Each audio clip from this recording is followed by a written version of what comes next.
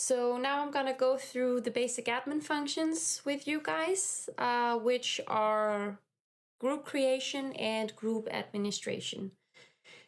So groups are basically a really useful way of segmenting your data and working more purposefully with your data as well. So when you start to collect your answers, you will very often get quite a large respondent pool. And groups are a really useful way to segment these respondents into smaller groupings and make it all a bit more comprehensible and work more purposefully with those groups. So, for example, if you have different departments, it could be useful to create groups for each department. If you want to measure your employees at different points in time, you could make a group, one for spring and one for fall, for example. So basically groups are just a really useful way of segmenting your data and working more purposefully with it in your reporting. So first off, I'm going to show you how to create a group. And you can do that by pressing Create Group over here. And then this little box pops up. Here you will be asked to give the group a title and give the group a private note. So in this case, we're gonna call it Group Tester 1. You can also give it a private note.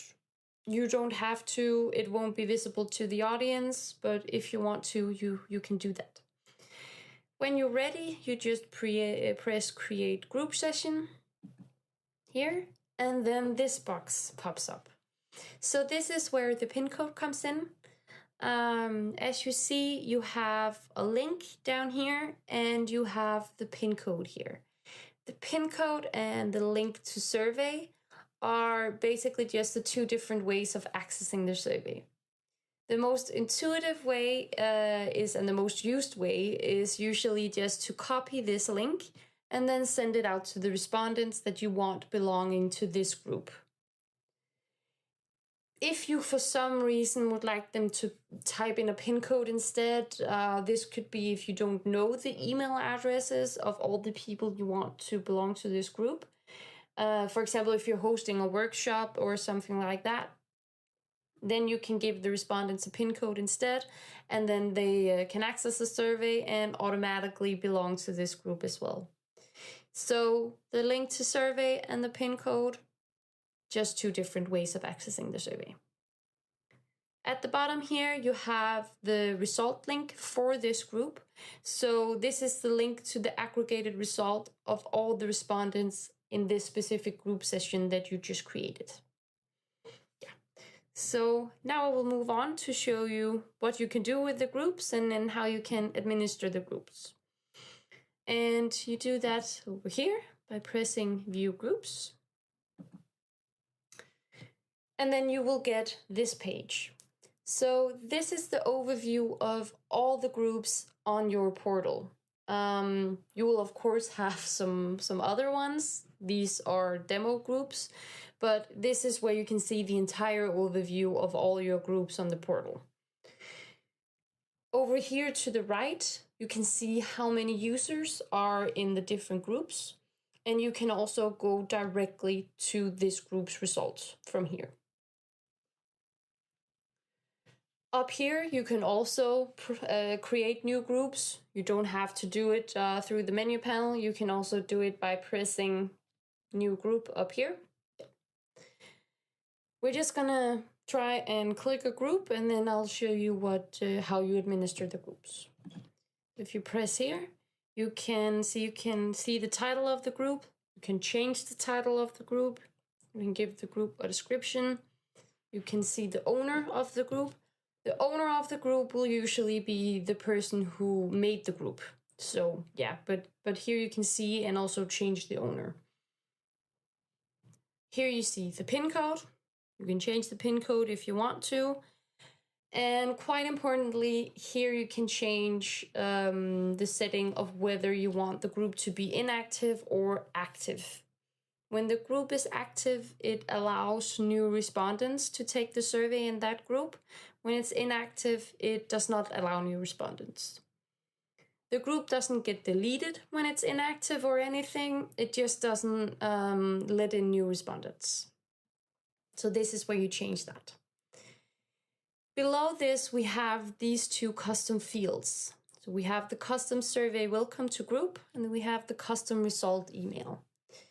So the MapUs platform is built in such a way that we do have a general survey welcome message in place and a general result email in place. And you can, as survey builders, you can change both of the general messages as well. But in here, you can override the general messages. This means that if you have some specific information for specific groups, if you want management to get a specific welcome message, you can type in the welcome message here and it will override the general one. And the same thing for the result email.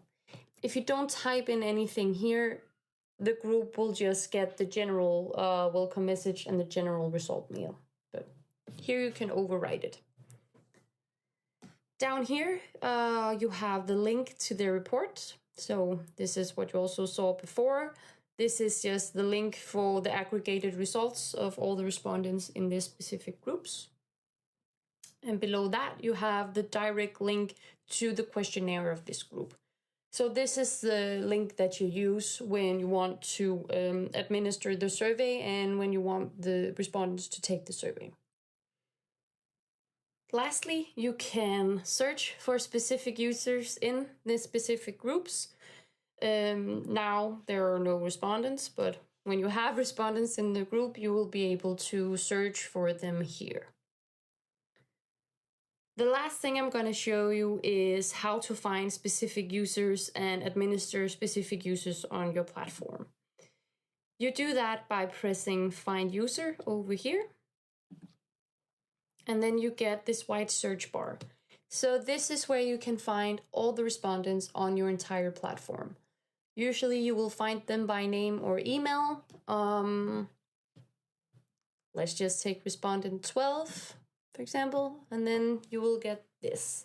So here you can see their name, you can see their email, and you can also move the respondents to different groups. So if you have a respondent that you want to belong to another group, you can move them in here. This is also where you find the report link for that specific respondent and the results for that specific respondent.